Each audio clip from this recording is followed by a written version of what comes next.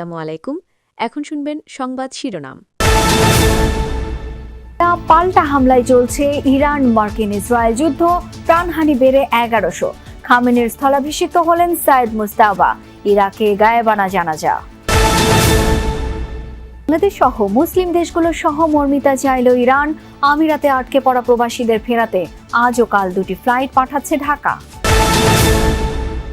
যুক্তরাষ্ট্রের সাথে সই হওয়া বাণিজ্য চুক্তিতে সম্মতি ছিল প্রধান দুই রাজনৈতিক দলের, জানালেন ডক্টর খলিল।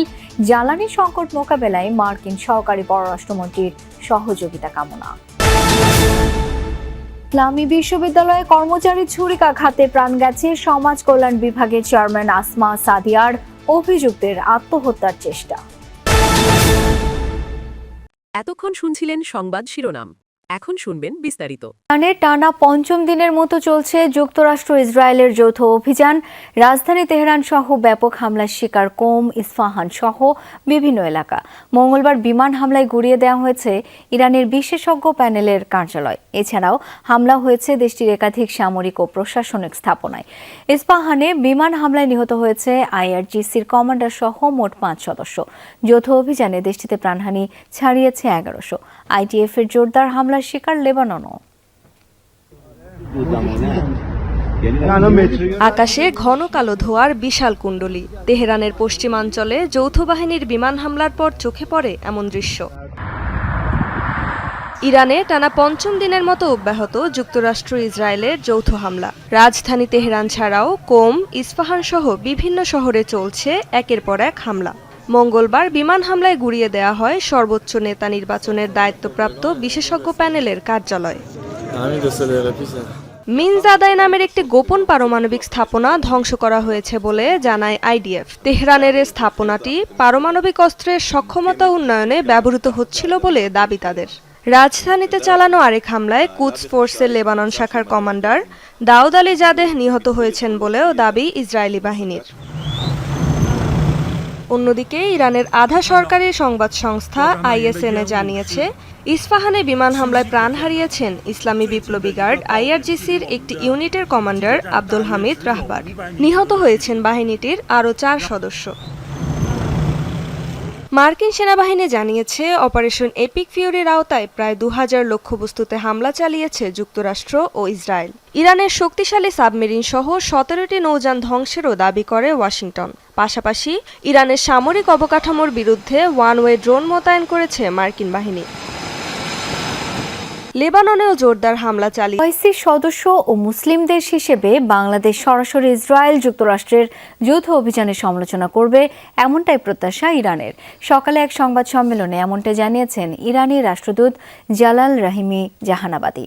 বলেন, যতক্ষণ পর্যন্ত যুক্তরাষ্ট্র শান্তির পথে আসবে না ততক্ষণ সর্বশক্তি দিয়ে যুদ্ধে লড়বে ইরান। তবে যুক্তরাষ্ট্র আলোচনায় বসলে তেহরানও রাজি। আশ্বাস দেন, নিজ নাগরিকদের মতোই প্রবাসী বাংলাদেশি ও শিক্ষার্থীদের নিরাপত্তা দেয়া হচ্ছে। ইরানে চলমান যৌথ অভিযান ছড়িয়ে পড়েছে গোটা মধ্যপ্রাচ্যে। শুধু ইরানেই প্রাণ হারিয়েছে সহস্রাধিক, প্রতিবেশী লেবাননেও দেদারসে মরছে মানুষ। দুপুরে বাংলাদেশে নিযুক্ত ইরানের রাষ্ট্রদূত জালাল রহিমি জাহানাবাদী একটি সংবাদ সম্মেলন করেন। এ সময় ইরানের প্রতি সহমর্মিতার পাশাপাশি সর্বোচ্চ ধর্মীয় নেতা আয়াতুল্লাহ খামেনির মৃত্যুতে শোক ও সমবেদনা প্রকাশ করায় বাংলাদেশ সরকারকে জানান কৃতজ্ঞতা। পবিত্র রমজানে সবচেয়ে নিকৃষ্ট শত্রুর হামলায় শাহাদাত বরণ করেছেন সর্বোচ্চ ধর্মীয় নেতা আয়াতুল্লাহ খামেনি। এটা ইরানের জন্য গৌরবের। বাংলাদেশের জনগণ পাশে থাকায় ইরানিরা আনন্দিত। শোক ও সমবেদনা প্রকাশ করায় আমরা কৃতজ্ঞ। তাছাড়া প্রবাসী বাংলাদেশি ও শিক্ষার্থীরা নিরাপদে আছেন। কোনো কিছুর প্রয়োজনে দূতাবাস তাদের সহযোগিতায় প্রস্তুত। বর্তমানে আত্মরক্ষায় পাল্টা হামলা করছে ইরান, যা জাতিসংঘের নীতিমালা অনুসারে আইনসঙ্গত। তবে যুক্তরাষ্ট্র ও ইসরায়েল লঙ্ঘন করেছে আন্তর্জাতিক সব নিয়মকানুন। ইতিহাস বলে যুক্তরাষ্ট্র এরই মধ্যে 2বার পরমাণু বোমা ব্যবহার করেছে। তৃতীয়বার ব্যবহার করলেও ইরান ভয় পায় না। আমরা শাহাদাত বরণ করতে প্রস্তুত, কিন্তু শেষ রক্তবিন্দু পর্যন্ত লড়বে ইরান। আগামী বৃহস্পতিবার ও শুক্রবার দুদিন সকাল 10টা থেকে 12টা এবং দুপুর 2টা থেকে বিকেল 4টা পর্যন্ত ইরানের শহীদদের প্রতি শোক প্রকাশের জন্য রাষ্ট্রদূতের দপ্তরে উন্মুক্ত করা হবে শোক বই। এর সাথে নির্বাচনের আগে সই হওয়া বাণিজ্য চুক্তি বাস্তবায়নে বাংলাদেশ সম্মত বলে জানিয়েছেন পররাষ্ট্রমন্ত্রী ডক্টর খলিলুর রহমান। দাবি সরকারের সবার আগে বাংলাদেশ নীতির সাথে এই চুক্তি সাংঘর্ষিক নয়।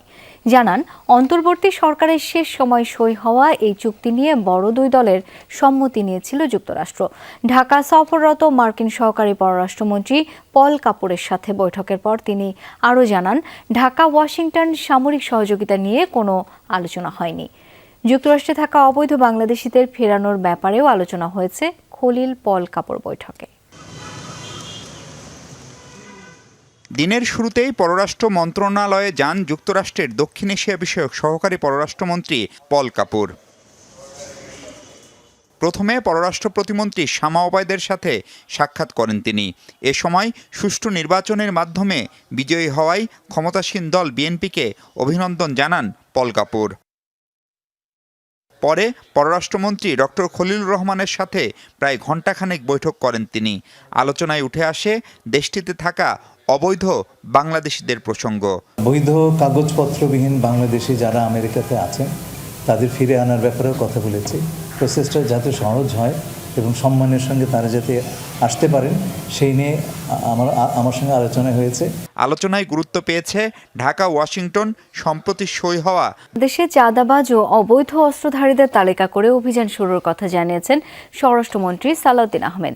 সকালে ঢাকা মেট্রোপলিটন পুলিশের সদর দপ্তর পরিদর্শন করেন তিনি। বলেন, বিগত সরকারের মতো রাজনৈতিক কাজে ব্যবহৃত হবে না পুলিশ। নাগরিকদের নিরাপত্তা আর সেবা বৃদ্ধিতে দেন সংশ্লিষ্টদের তাগিদ।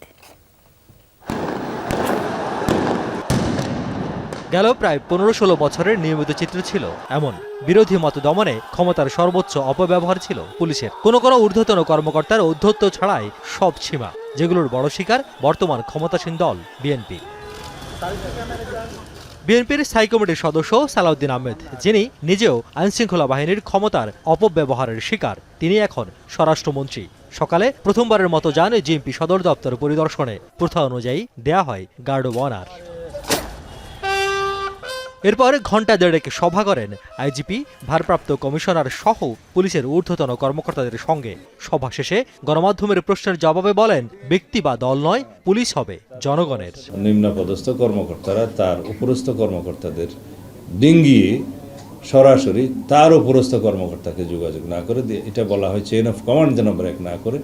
জানান, সভায় মোটা দাগে দুটি অনুশাসন দেয়া হয়েছে, যার বাস্তবায়ন শুরু হবে শিগগিরই। আমরা চাঁদাবাজদের তালিকা প্রস্তুত করে সেই হিসাবে তাদেরকে আইনে আওতায় নিয়ে আসার ব্যবস্থা করব খুব শিগগির। 2, যারা অস্ত্রধারী, সন্ত্রাসী, দাগি